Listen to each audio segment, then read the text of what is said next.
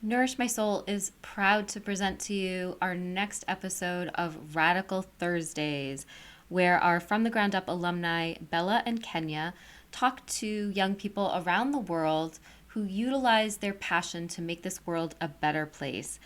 And this week is no exception. I'm so glad you hung in there and waited for this next episode because this is a doozy. So I hope this is going to get some conversations started in your world, and feel free to engage us in those conversations. We would love to have those with you. This is a really important topic, and especially, it couldn't be more timely with this being Women's History Month and the week of International Women's Day. So this week, Bella and Kenya are talking to Evelyn from Herspective, and the conversation is heavy, but it is so important, and I can't wait to share it with you. And as a matter of fact, the conversation that Bella and Kenya had with Evelyn was so good. They were really learning so much from her and having great conversations that the content ended up being about 3 hours long. And so, like all of you know, I'm a nutritionist and I'm an executive director of a nonprofit. I am not by trade an editor. So, what we really wanted to do was not cut out the content to fit into our episode, but rather break it into 2 episodes so that you get to listen to all of that incredible content and start some conversations of your own around that.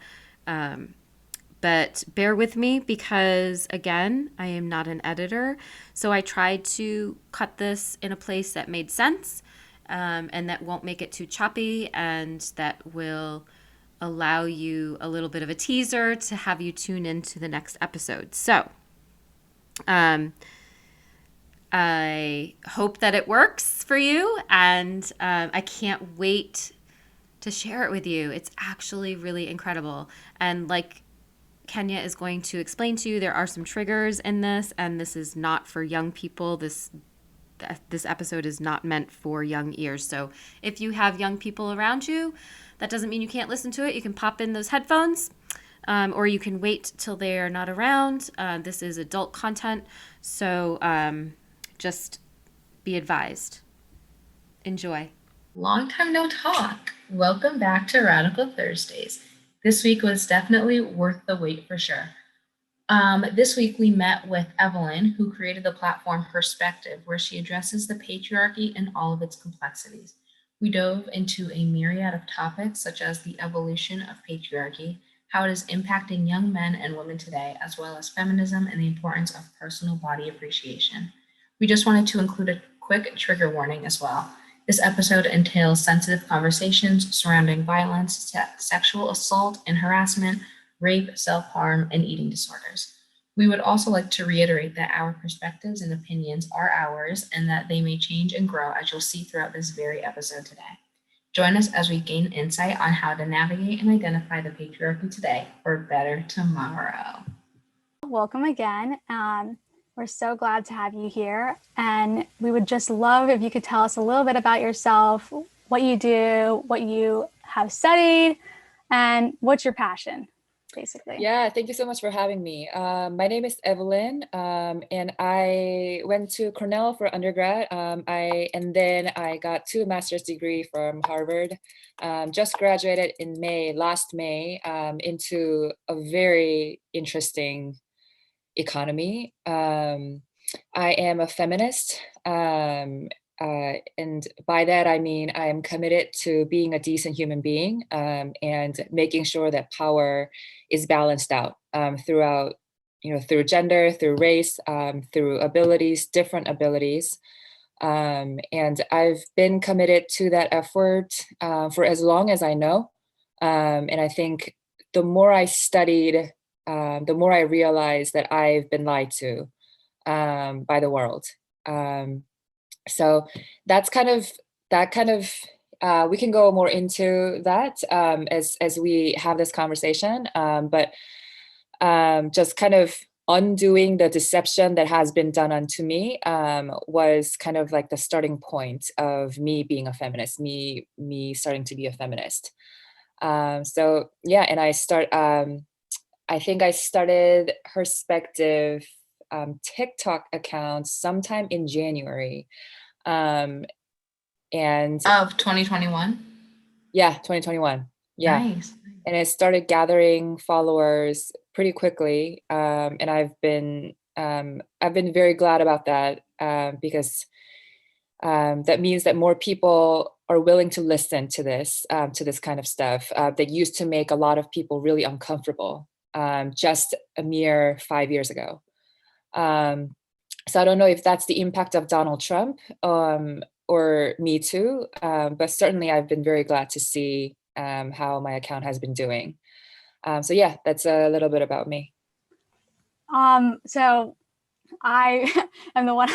Kenny doesn't really go on TikTok a lot.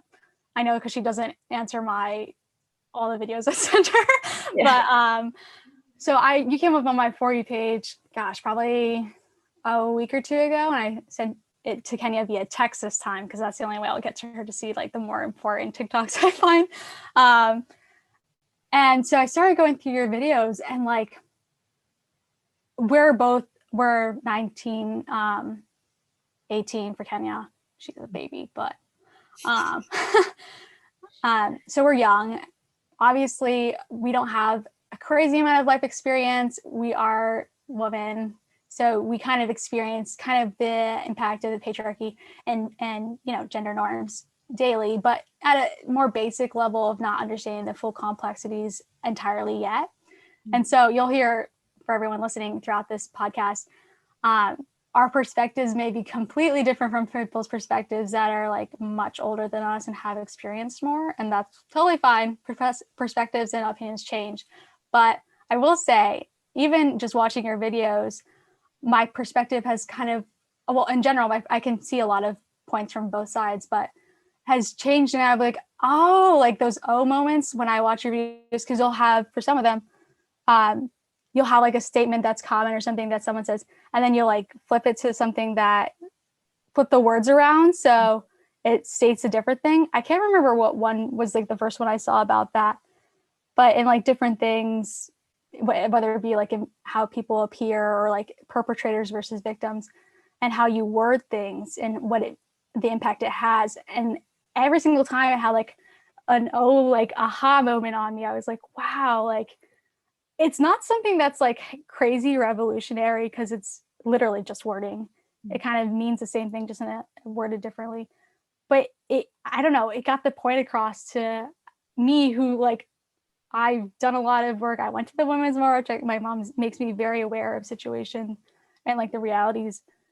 But even with that, like I still had those moments. So it's kind of crazy. And it's cool to see like, also, since I had like followed your account and see how much many other people have followed as well, kind of realizing those small things that we don't realize are kind of sexist or what have you, but are, and like different ways and frames of looking at it, which is thank you for that. I really appreciate it. That's why I was like, this is an important topic. I mean, Kenny and I talked about it, or have talked about different forms of kind of the patriarchy or like stigmas around men and women on a couple of different podcasts now, but we've never had like a podcast specific kind of to it. So I think this is great. I think it helps people kind of understand the complexities of it. We were saying beginning,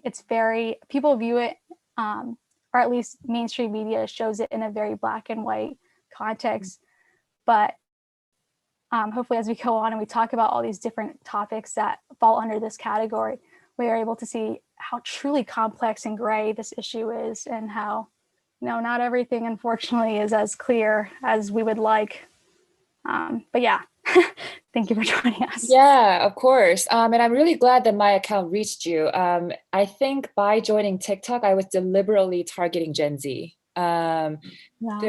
the next generation, and I feel a grave sense of remorse in a way that we didn't do a good enough job, that we're handing to you guys a world that is completely broken. It's a completely divided world, by gender, by race. And it's a lot of the burden and responsibility, a civic duty falls on the Gen Z to make this world a better place. So I'm really glad that it reached you guys. And you brought up another really good point, about wording. Wording is everything. That's one thing that I've realized throughout my studies. The way you talk about things shapes the entire culture, and that is at the crux of how people think about this, how people register these phenomenon around gender issues. So I think you're referring to the video where I talked about male violence against women is not a women's issue. Because it's not. The reason why male violence against women is an issue is because too many men perpetrate, tolerate, enable those behaviors. Right. But yet, like, we register it as women's issues. So we're endlessly focusing on how can women do better? Like, how can women be not mistreated? Or like, how can women recover after the fact? So this is not a prevention effort, right? Because Right. women are consistently trying to recover aftermath of the male violence. So, well, yeah, because we're not focusing on the aggressors. So we're inherently very afraid as a culture to call out the aggressors. So like, even when you look at sexual assault data, we know how many women get raped, get sexually assaulted, harassed. We have no idea how many men actually commit these crimes. Right. So with this not all men phenomenon is like, yeah, it's kind of it's frustrating, but it is understandable because we have very little understanding of how many men actually commit these crimes. So of course, men are going to say not all men, and women are going to have this endless conversations about, but it's enough men. Oh, well, then show me the data. So it's like we get into this cycle, and that's why wording is everything. And the reason why all of this is so evil, and this is the function of patriarchy, is patriarchy does this. They hide and like, I get really frustrated whenever I talk about this, because patriarchy is so cunning. It's a very smart oppression. Yeah. That's why, to fight patriarchy, we have to think critically, because patriarchy depends on us not thinking, right? So like, if we don't think, oh, like, male violence against women is violence against women, so yeah, let's focus on women, right? So you have to like think critically about like what that statement actually means. Like, it's not violence against women, it's male violence against women, so let's focus on male, right? Yeah. Like, so it's like, we have to think critically, and we have to have these dialogues and like conversations and make each other really, really, really uncomfortable, and which is culturally we're inherently afraid to do. So that's why feminism for a lot of people are not a very popular thing to support, right? Because Yeah. it gets you in a place that you have to actually think. And it's like, how many people want to do that actually? Or people are too focused on like the culture that happens, and then they develop this kind of resentment, and they basically create the culture within the woman, I guess. You see it, you see men have a superiority complex. Not like, and not all men, we're not talking all, we're talking in general. There's this male superiority complex that happens.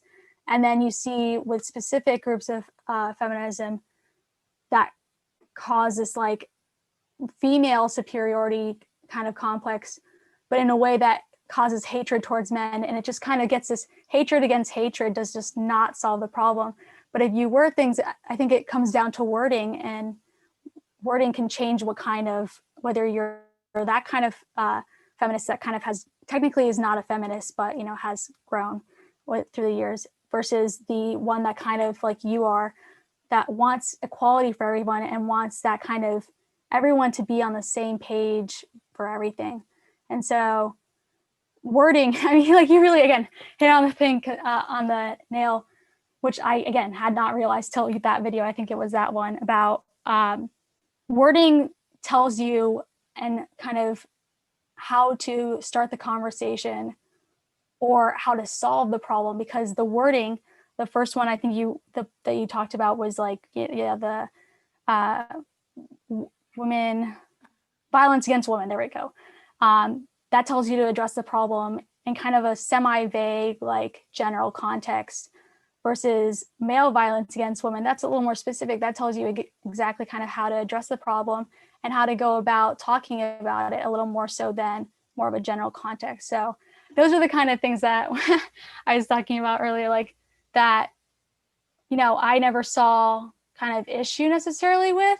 I mean, like I saw issue with, but like not in that context, I guess. So when you talk about like the Violence Against Women's Act, which I think was the example maybe and one of the later ones in reference to that TikTok, I was like, oh, like that sounds great, like that, like an act. But then you pointed that out, and I was like, oh, well, like maybe you're right. Maybe that act does need to like be rephrased in order to address a problem more specifically. And yes, maybe violence occurs for other people, but if you're going to highlight violence against women specifically in an act and not include, the men, and so that means you're addressing a specific problem, you might as well address who the majority of people are, who the predators within this instance or perpetrators are against those women, to really make it clear to everybody what that act and specifically is addressing and the problem.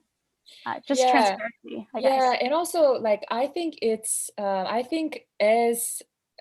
we are doing you guys, Gen Z, a disservice. I think it's pretty deceptive for us to tell you that there is a phenomenon called violence against women. I think that's inherently misguiding, because the phenomenon is men's violence against women. And not to tell you guys that straight up, I think it's deceptive. And I don't want people thinking that women are just like going out magically getting raped. Like that's not right. Media has really sensationalized, some of these really egregious rapists that we see on the news. And that gets really confusing, because how we perceive it, if we don't think, is, oh, there is a subset of men who rape, harass, and assault women, but not all men do that. Well, yeah. But the thing is, when you actually look at the data, the men who commit these crimes are average everyday men. The most common form of rape is date rape. Usually your like friend or someone you know, acquaintance rape, which is crazy. Exactly. So it's these types of conversations need to happen, because what gets down to is a rape culture.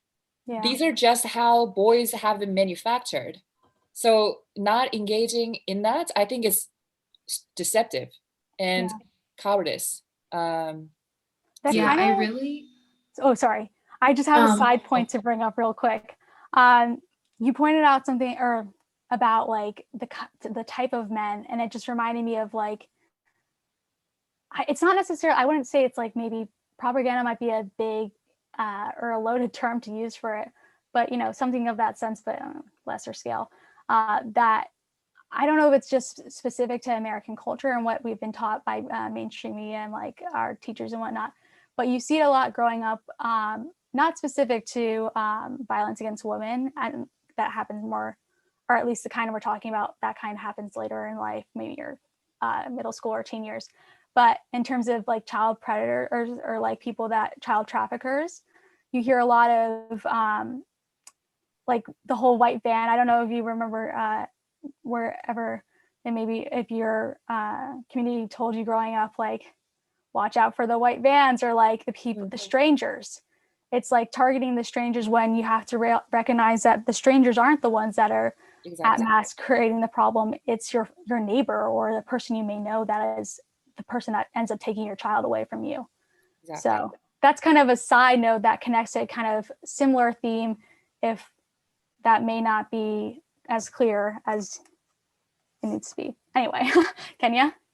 I was going to say, I really like how you mentioned that the patriarchy is so like skillfully planned. Like it is, I mean, with like any group that holds the majority is so skillfully figuring out ways to constantly suppress the minority in whatever aspect.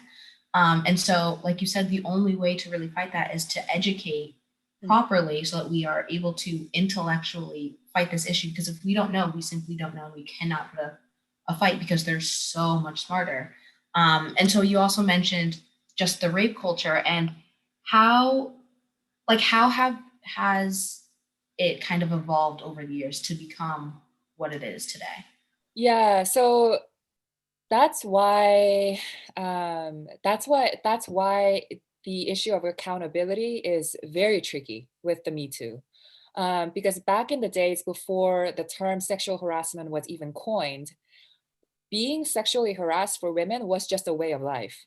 A lot of women, like domestic violence, sexual violence, was just how women live their lives, right? So even when we were getting our rights to vote, even as we were becoming full citizens, the way of life was we were beaten, like we were abused, like we were not being treated equally in our domestic sphere, because it was considered a king's castle, right? So it's the problem with that is a lot of women have this imagine being told to consider a possibility that your grandfather possibly have abused women, right? That's a very painful conception. You can't even, like, you don't even want to go there because your grandfather is your grandfather. So a lot of women, this is a generational, right? This is a generational struggle, because before, as it evolved, like more women, the culture has evolved in a way that women are fully owning their bodies, right? So a lot of women are coming to a realization, like, wait a minute, that wasn't okay. Remember 10 years ago, like that happened and that was not okay. Like he shouldn't have touched me that way, right? But back 10 years ago, who told you? Right? Who told you that that wasn't okay? It just was a socially acceptable norm. So our threshold for discomfort was at a different level. So now that it has been elevating to a level of normal, a lot of women are speaking out and speaking forward, and that's why men are like, "Oh my God, like what did I do?" And it's like, well, yeah, Like like going that. from 0 to 100 when in the conversation, kind of. Exactly, and and this is not to say that these men were evil, right? This is to say this is a statement of the culture and cultural revolution, and that's why when men personalize these things, it's not helpful because Right, that's not right. what we're talking about. It's we can't, right? So that's why this is very frustrating because everyone needs to realize that we're talking about a cultural revolution. We're talking about a systemic and structural way of being and how it has evolved. um so yeah, so it's rape culture was very severe. I think it's still a problem. I mean, it's, I mean, it's, right, it's I think it's going to take, my honest opinion is I think it's going to take 200 years for I would rape agree culture with to that. be, right, like it just, no, like it's zero exception. But Brett Kavanaugh, for example, like everybody, I mean, I think a lot of people know that he did it, right? He assaulted Dr. Ford. The reason why we believe that is not because we think Kavanaugh is like some type of like a monster, like who lived outside of a civilized world. It's because that was the culture then. Mhm. And he was a very socially accepted and, like somebody who adapted to the culture very well back then.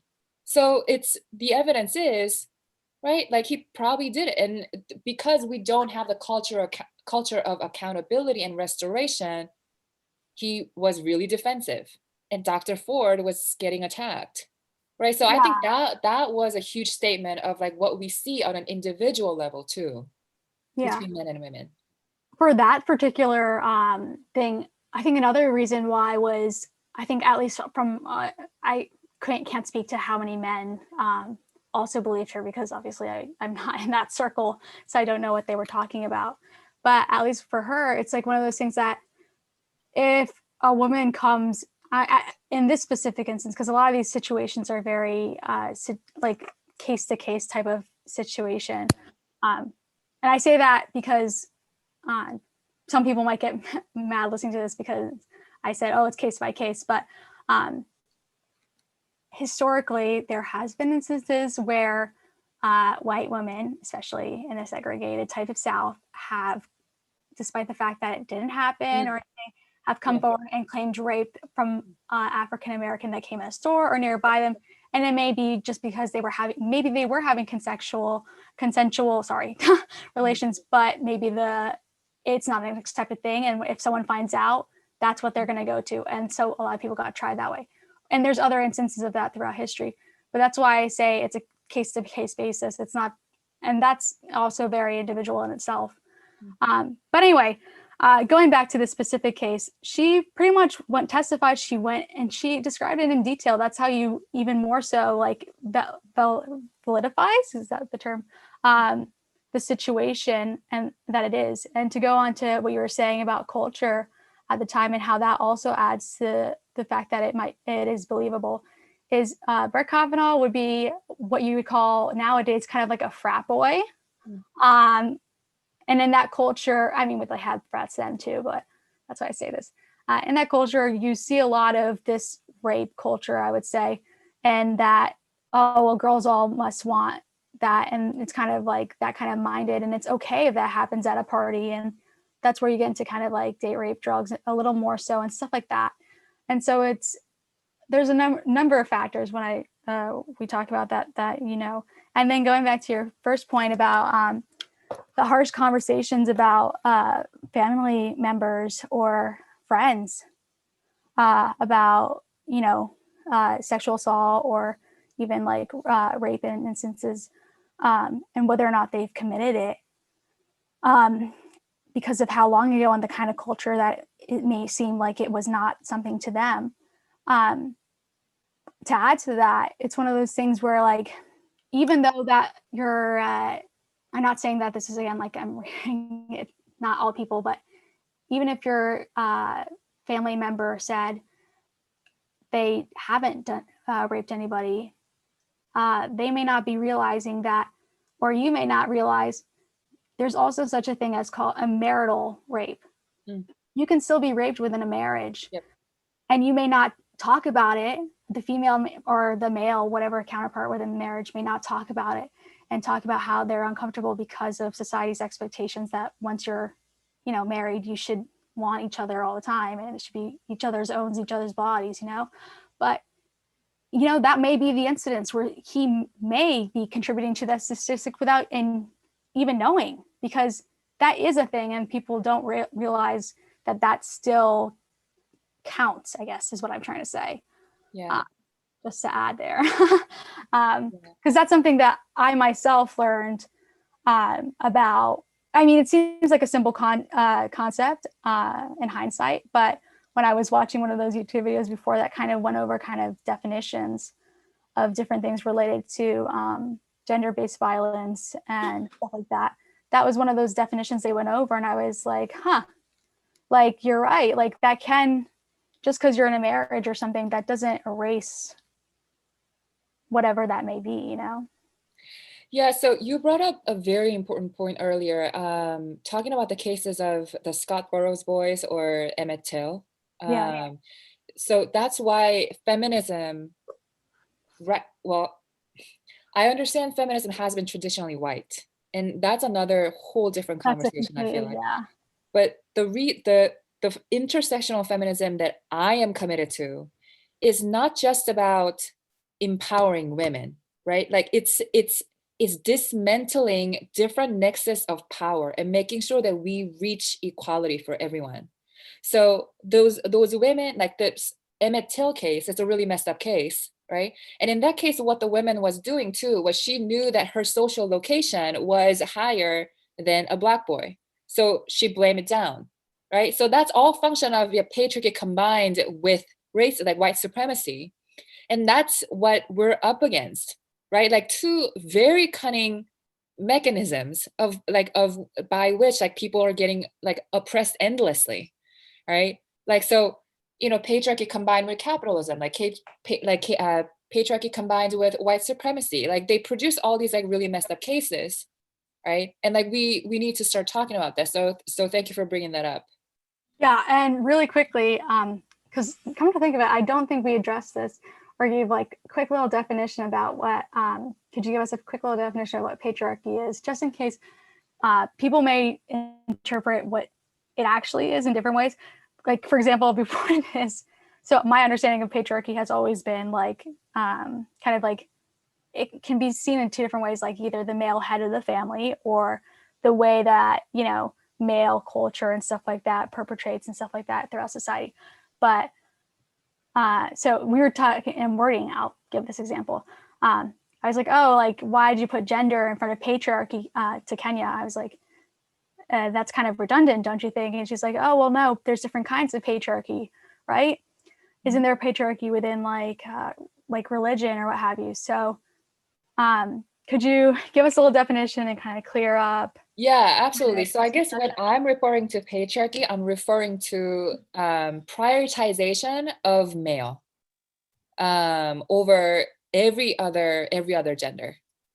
So making female body problematic, right? Making female brain problematic, like making this sort of conversation problematic because men have to be prioritized, and there is not a single man in this room, right? Like, so it's making sure that men have authority over a lot of things. They are the head of, they have to be the people who know everything, right? So it's assuming that men are superior in every single way.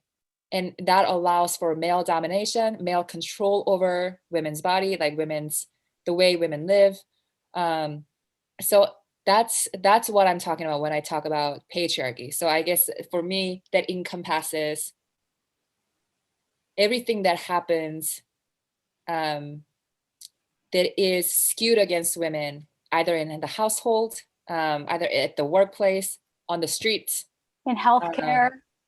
Yep, healthcare. Yeah, another great thing. In the legal field, right, in the courts. So that's kind of what I refer to when I talk about patriarchy. Okay. And just to give an example before we get kind of into how the patriarchy more specifically evolved throughout the years, because we just gave kind of some broad examples, but you may not recognize some of the effects of the patriarchy, I guess you could say, that are kind of more like low key and under the rug than you would realize. So, for example, I've talked about this before. I'm majoring in exercise and sports science. Exercise and sports science is a relatively new field within the past like 20 or so years. It's a subset of biology. That being said, despite the fact that it's relatively new, that doesn't exclude it. The field is predominantly of males, and a lot of the research and studies that come out and that influence how healthcare is addressed in terms of if you're underweight or obese and your doctor needs to address it in different studies and stuff like that, or your personal trainer addresses whatever your goals may be, are done on males, all males. Yep. They're all male studies. The percentage of female studies or only female or some female, and even in the studies I've seen that have female, it's a smaller group of female than male, are extremely limited and hard to find. Like you just don't see it. And then you even see less of, and if not at all, studies of females and how their body works and, exercise and everything like that impacts while they're on their period, and or they may not be on their period, lots of influence. But because the field's male dominated, inadvertently, they're not the recognition and the kind of disbursement of research in what you're looking into is limited. And, we're both humans, male and female, yes, of course, but our bodies do function in completely different ways in a lot of different aspects of life. So that's why, just to highlight the importance of including research in both, and how the patriarchy, you don't recognize it at first and you don't go, wait a minute, but can influence different fields in such a low key way. I don't know if you guys had any like more low-key ways that it has kind of influence, or you see it outside of like the gender pay gap and stuff like that you don't recognize. Yeah, so that's another great example, right? So patriarchy really wants us to believe that humanity is men, right? Like male body is the default and female body is problematic. So menstruation is problematic. So that's why we gotta pay for our tampons. Even when half the population go through this is the natural bodily function for the half of the population, but we And have there's the pink tax. Sorry to add that really in. That's the topic that gets me so mad. It's like, if I were in the position I would be screwed, you know? Yep. So female pain is not as taken not taken as seriously, right? A lot of doctors tend to dismiss female complaints and female grievances. To add Right. upon that, this is kind of this is not really specific to patriarchy. This is more specific to the racial issue that exists in America and everywhere. But on top of people not taking females' pain seriously, I know you gave some examples on your TikTok about, I think it was like someone dying from like, or maybe I like read that somewhere else, I'm not sure, from complaining about pain, and then they found out after she died, and her doctors weren't. Cervical cancer, I think it was. Yep. In terms of racial, people of color, Yep. doctors don't take our pain at all. For Latinas and Latinos, they call it hysterica, or hysteria rather. Hysteria. Yeah. And that, oh, like, ay, like that kind of thing. And they don't address it that way. But they may, and then you see it how they created these differentials based off of a singular study done like literally in the 60s from one scientist, not even peer reviewed, that created this like pain differential for people of color compared to white people. Mm-hmm. But that's a side note in a different realm. But just to add upon, so women that are POC, it's difficult. I hate to say, but it's difficult to get respect, even though, we may think we are, but for specific people, it can be super harsh. Anyway. Yeah, I mean, female bodies are female bodies are not the problem, right? It's how patriarchy has constructed female bodies to be problem, and like we're registering female bodies as like full of pain and full of inconveniences. Like it causes people to be inconvenienced. So doctors dismiss it, right? So, oh, like you have menstruation pain, like it's just a pain. It'll go away. Well, when in fact, like she had a pelvic cancer, like, excuse me, like diagnose it really well, like, right? So like those cases are not isolated cases, right? It's systemic and structural, and it's way too many cases, right? And so, I mean, you look at a restroom and you see a line for female restrooms, and I go like, wow, that's like really dangerous. And why? Because the people who constructed this building were men, right? With the long hallways too. Those always scare me when there's like long hallways to the bathroom in places. Yeah, right. And the bathrooms are always right across from each other outside of those. I'm like, I don't want to go down those long hallways by myself. So I make my dad come with me because I'm not about to get screwed. Yep. And also that's unhealthy for women because we're more prone to UTI, right? Like if we hold our pee, right? Like it's like, so it's, women do different things in the restroom. And that's not to say that women are in there for vanity, right? Like we go through our bodily function that we have to take care of. Like we take care of babies, like we carry more clothes because our bodily temperature is different from men, right? So like men have designed these buildings on male data that they have gathered, because why? Women's place was at home. What were you doing in that building? Right? So it's all of this is constructed in a way to keep women at home. And even at home, we're not safe, right? Because we're getting abused by our uncle, right? So it's women are problematic. Like in patriarchy, women are problematic, right? So street harassment, like it's another function of patriarchy, just being like, well, like what the hell were you doing on the streets? You were supposed to be at home. Right. So that's why fighting against this like sexual harassment, like harassment at workplace, at school is just all very important, because we need to make sure that women's place is not at home. Yeah, I feel like I'm jumping across a couple topics here, but you just reminded me.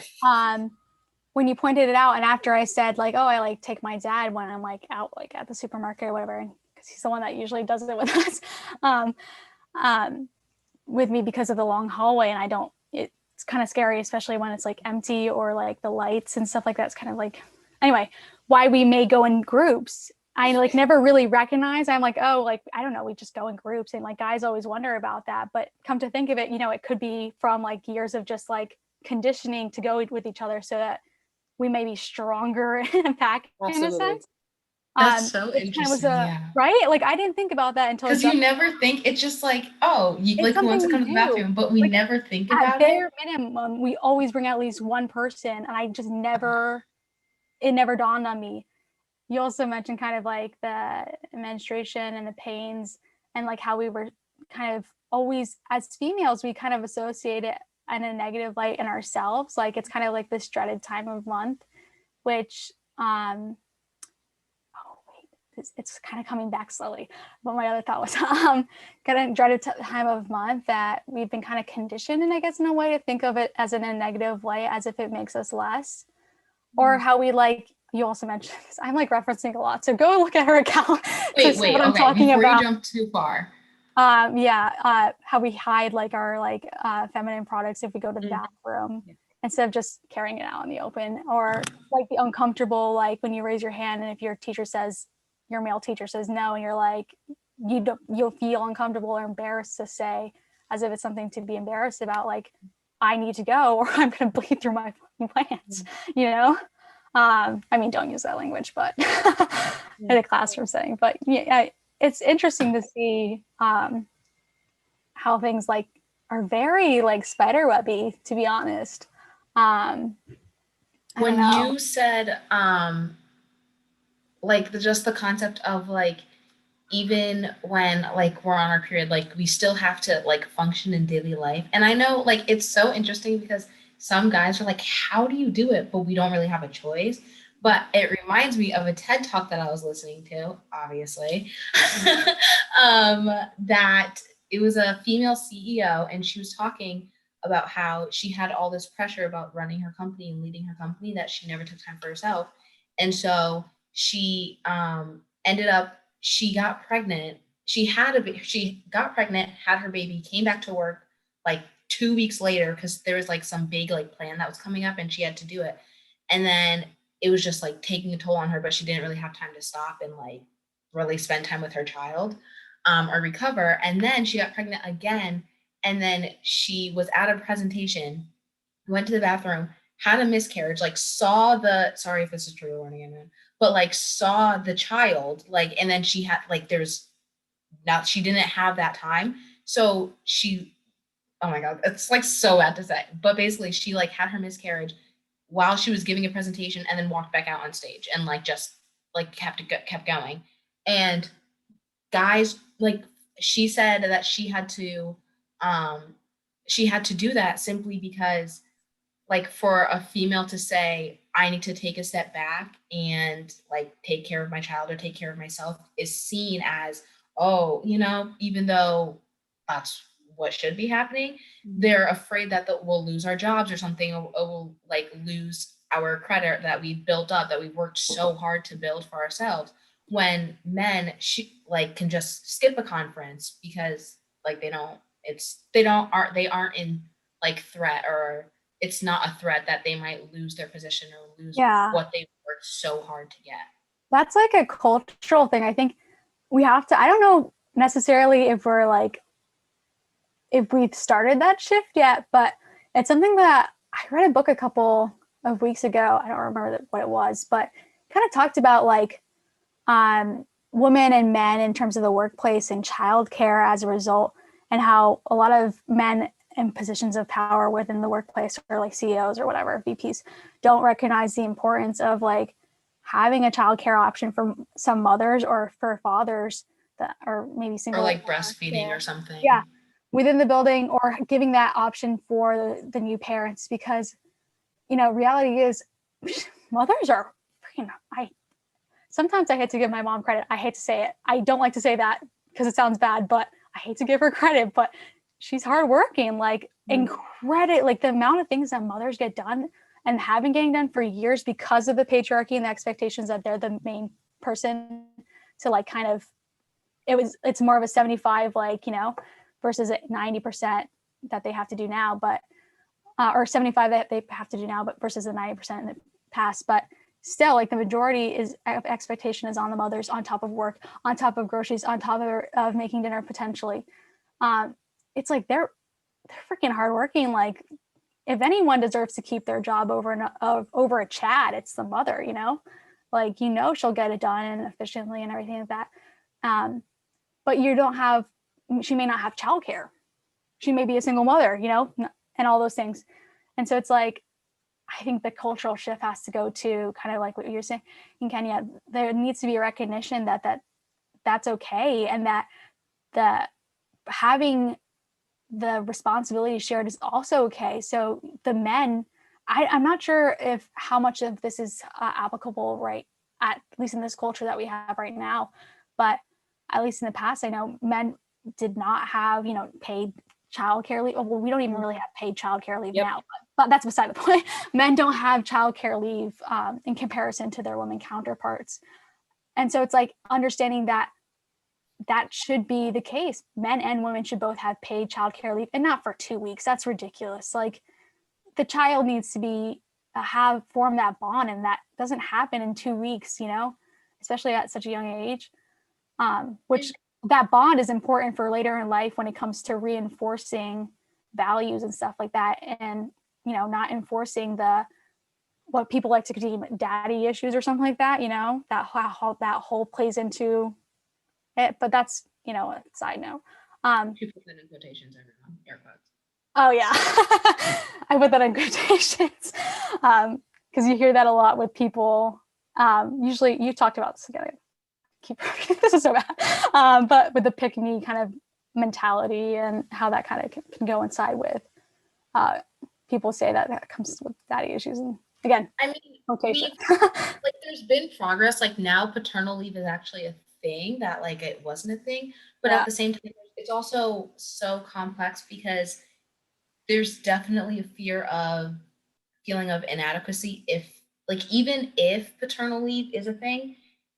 Moms, like, there's pressure from other females or other moms that you should be taking that time off. So even if you are in that role, or you're the breadwinner for your family and you can't really afford to, or just something major is going on, you might feel pressure from other females that, no, I should be the one still taking it off. So I don't really know how that shift can take place where it is, I mean, it's more acceptable now, of course, but I don't know how the shift can completely happen if the kind of pressure is coming from both sides. Well, I think the pressure from the female side, correct me if I'm wrong, that's a product of patriarchal values and kind of like pressures, right? Like, that's a product of that, and that mindset of having to looking down upon others that are not, it may seem minor, but, you know, I'm pretty sure that is kind of that Internalized misogyny. Yeah, just because you're a woman, like, you have to subscribe to this role. Like, so there, like, under capitalism, there's 2 types of labor, right? Like, productive and reproductive. And reproductive labor is a female arena. And in patriarchy, everything female is shameful and not good, and it's unimportant. So all things reproductive labor, it's unpaid, right? So child rearing is unpaid, childbirth is unpaid, domestic labor that women perform, so doing chores in the household, like, it's unpaid. So everything reproductive is unimportant. Whereas productive labor, right, we don't have maximum wage, right? It's uncontrolled. It's men can go out and, you know, like, everyone, it's a very encouraged and desirable task, productive labor. So it's shifting the mindset. So it's making those 2 labor forces equal, like those 2 labor types equal. So everyone registered as, oh, here's a productive labor that's as important as reproductive labor, right? So no women has to go and say, oh, like no woman has to be ashamed of saying, I need to go take care of my kids, right? Because that's literally like saying, I need to go do this work, right? Right. And Yeah. like that's what we're trying to accomplish, right? And so like paternity leave here plays a very important role, and that's why I'm like, well, Ivanka Trump's policy around maternal leave is like completely, that's a very revert, like that's I don't understand, that's very retrograde. Like we need to focus on paternal leave, like to balance out this like productive labor and reproductive labor registration that we have internalized, right? So yeah, I think paternity leave in the United States is a joke. So are a lot of other things. But we Yeah, can. I don't know if that's how the case for other countries. I have an inkling that it's probably not, at least in like the Dutch countries. Yeah. But I know at least I can only speak from experience from here and when we've grown up.